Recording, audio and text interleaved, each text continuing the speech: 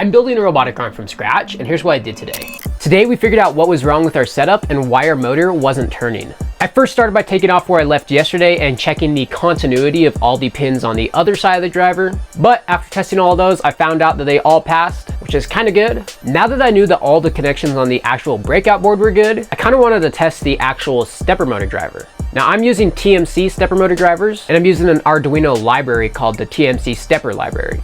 With this library comes a few checks, such as a heat check, overpower check, stuff like that. And you can use them just to make sure that your driver is running how it should be. So after implementing some of that into the code, I then turned it on to see if we can test those things. And I noticed that nothing was being printed to the serial monitor. I thought that maybe it was my ESP32 that was wrong. So I went and wrote up a new super simple script that tests the serial monitor and uploaded it to that ESP32, and everything seemed to work. So I decided to take the code that wasn't working and put it into an LLM to see if it can help me figure out what was wrong. And it pointed out this. This is a while loop in the setup of the actual magnetic encoder. However, this while loop is set up in such a way that it actually is an infinite loop. And for those who don't know what an infinite loop is, it's actually just a loop that never ends, causing the rest of the system to never run. And in a lot of cases, this is pretty bad. I actually got this piece of code from another set of code that I was using beforehand, which was written by an LLM. I just never noticed this in there because everything worked so well, and I never looked really too deep into it. However, in our case, for some reason, the magnetic encoder was not working, which then caused this infinite loop to trigger,